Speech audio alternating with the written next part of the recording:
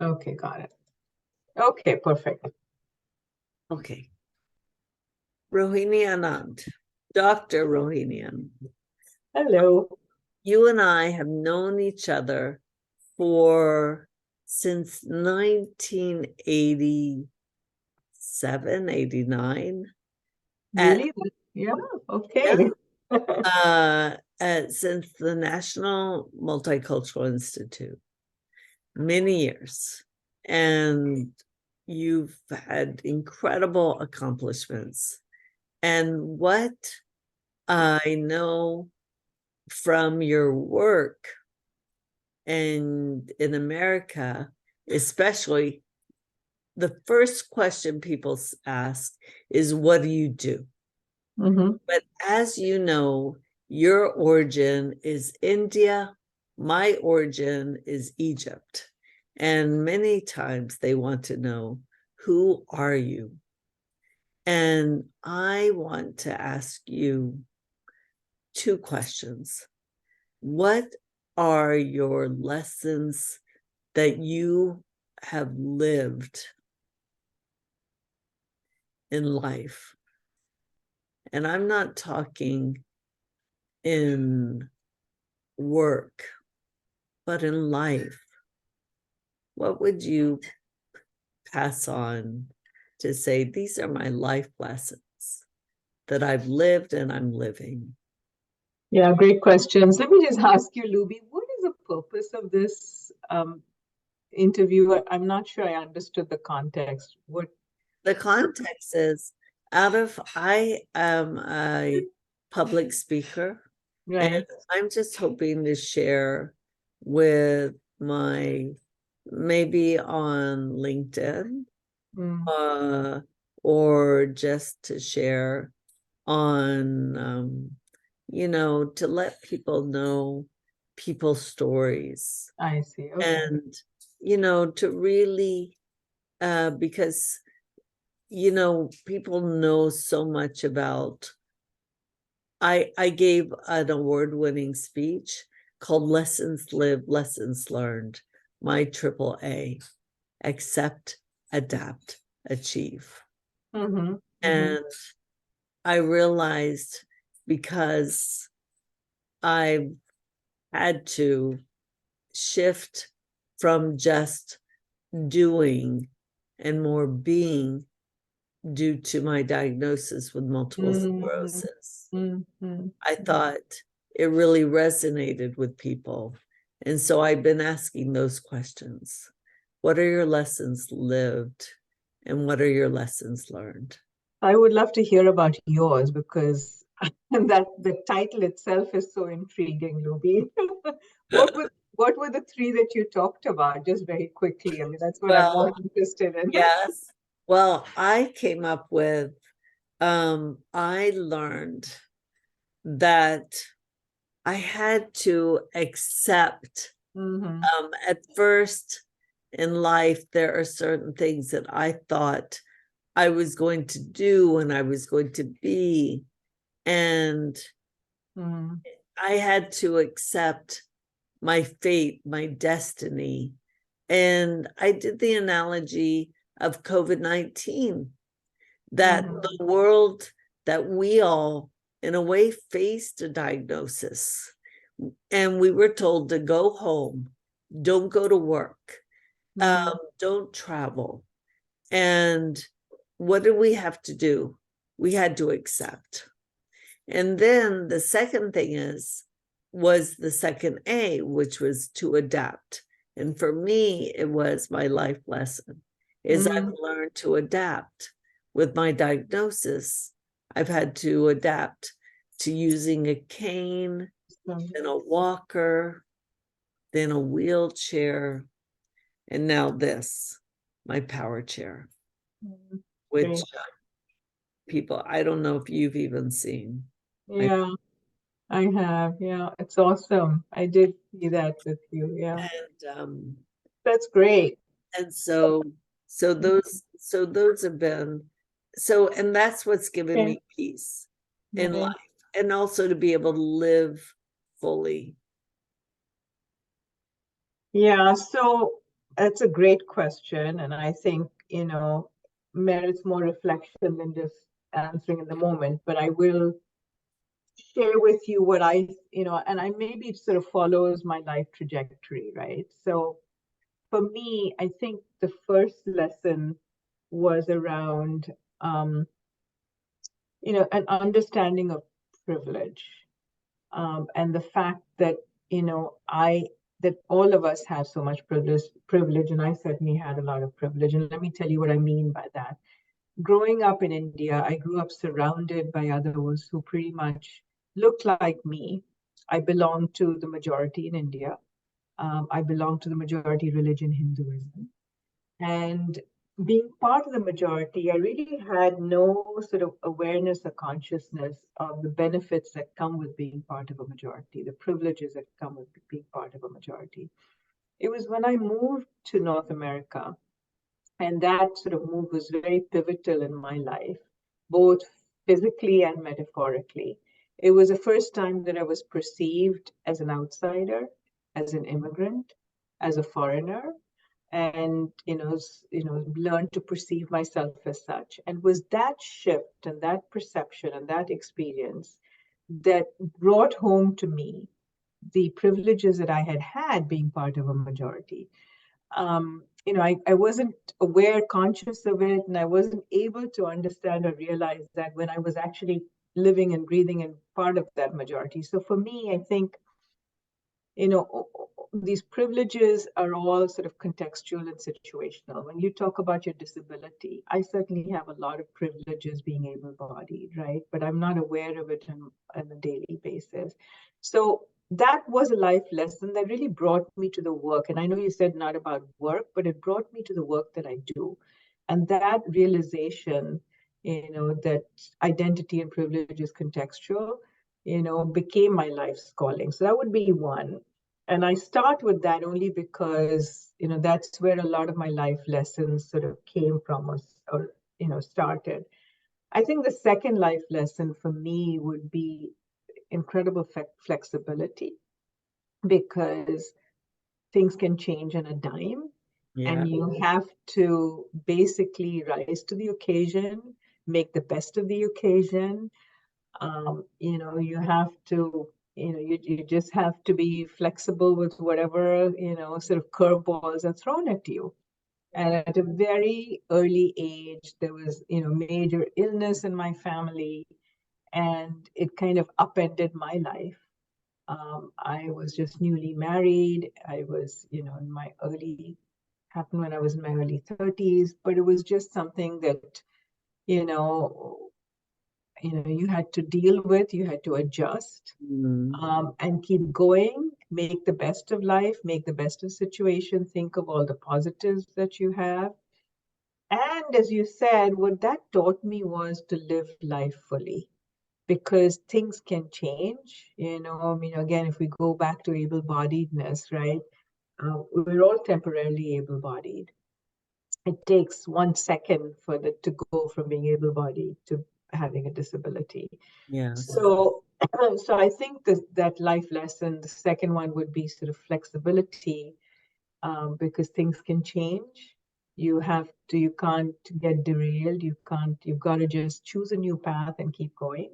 And with that, I think comes this sort of, need to live life fully for the moment. Don't put things off for tomorrow. Do what you can today. I think this third life lessons would be resilience.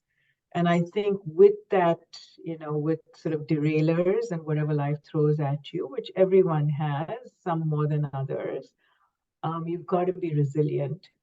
Got to be resilient in your personal life. And I think for me, the resilience came also in my professional life. I mean, the work that I did professionally required incredible resilience and sense of self, because it was working with people who were entrenched in their ways, who were averse to change, who, basically didn't see any value in what I was doing around, diversity, equity, and inclusion, Yes. transformation.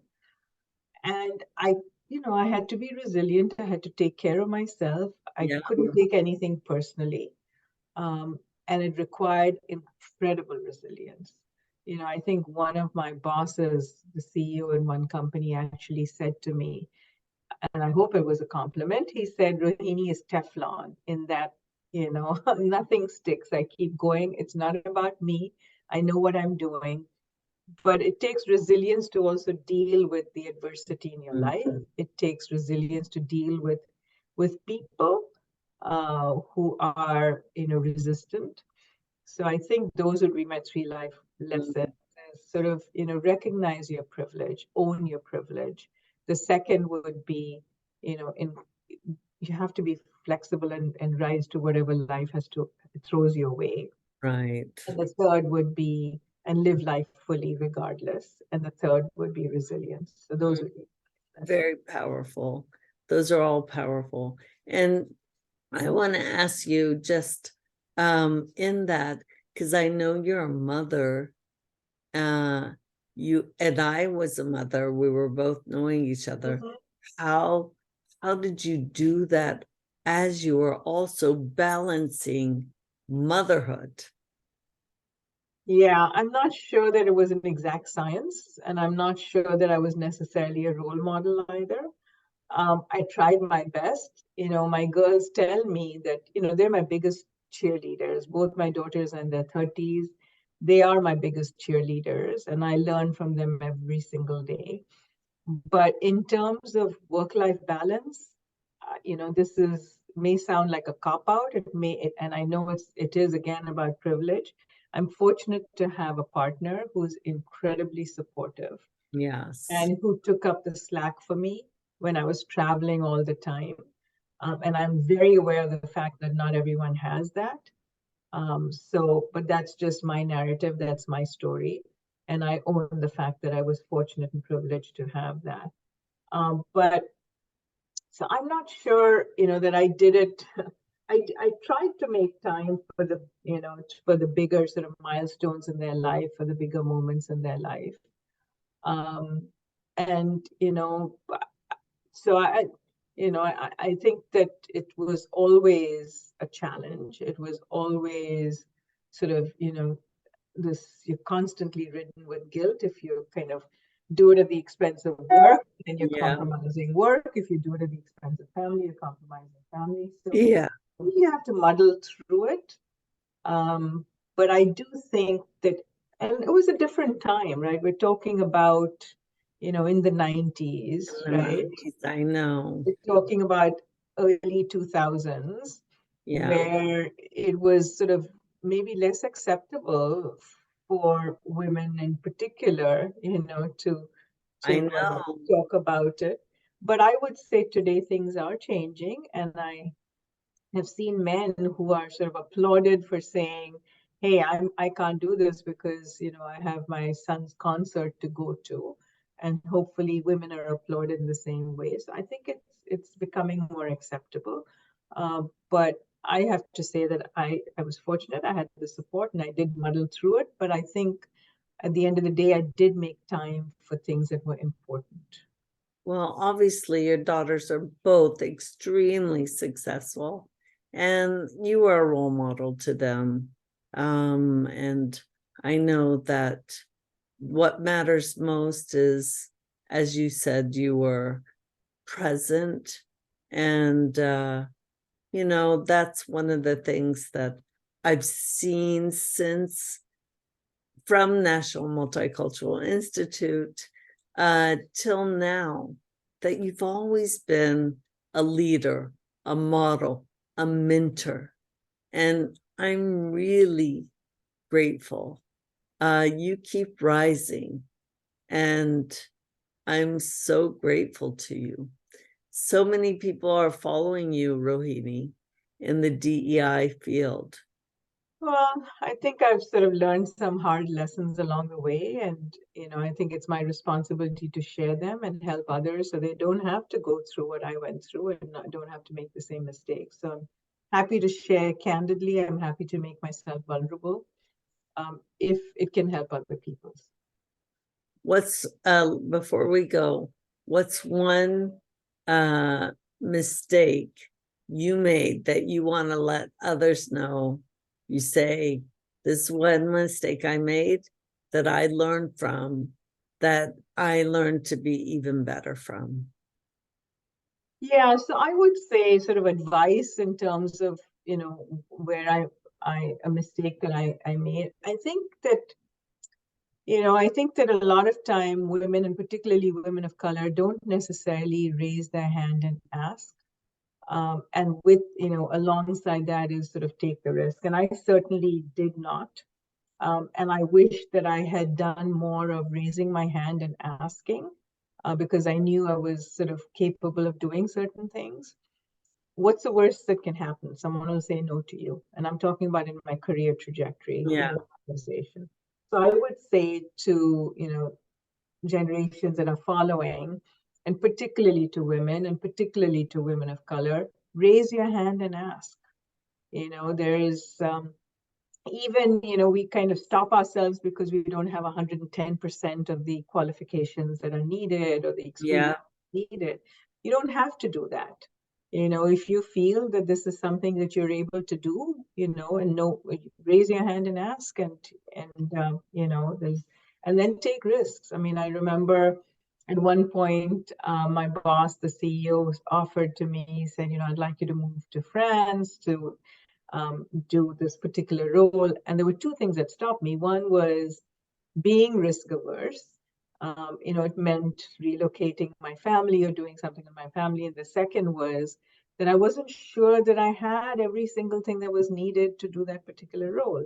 Um, I don't think men necessarily second guess themselves in the same way. Yes. So, know what your worth is Mm-hmm. and raise your hand and ask and step into it. Mm-hmm. Step into the unknown with confidence, because you can do it. So that's my And don't shed your femininity. That's one of the things that I say, that yeah we yeah don't need to quote unquote man up. yeah We can be women and lead. Yeah, so I would characterize it maybe a little differently in that, whatever your authentic leadership style is, lean into that, because that's who you are and that's what you want to lead with. You don't need to embrace or copy anyone else's style, Yes. whether it's masculine or feminine or anything else. I would say, yeah, be authentic in your leadership style and lean into that. Yeah. Yes, you're right. Yes, and you see, I'm quite feminine myself. So There you go. So lean into it. I lean into it. I do. All right. Well, Awesome. thank you so much, Rohini. This is Really great, grateful. Luby. Good for you. This is awesome. Thank you for doing this. Thank Thank you you. for including me. If you had told me, I would have put on some makeup, What do you but mean? No, you get what you get. you are just authentically, you are the person of color, just gorgeous. You're Haven't changed. wonderful, and thank you so much for being who you are. And please stay in touch. Yes, I will.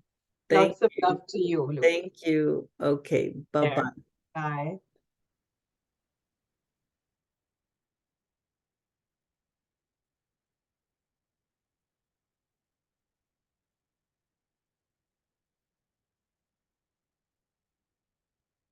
That was Rohini Anand. We were together, and she has just been an amazing friend and now a mentor, and also has brought me in to Sodexo in a range of needs, and as a trainer, as a consultant. And I'm really grateful to have had her as a part of this conversation. Lessons lived, lessons learned. Thank you all. Have a great day.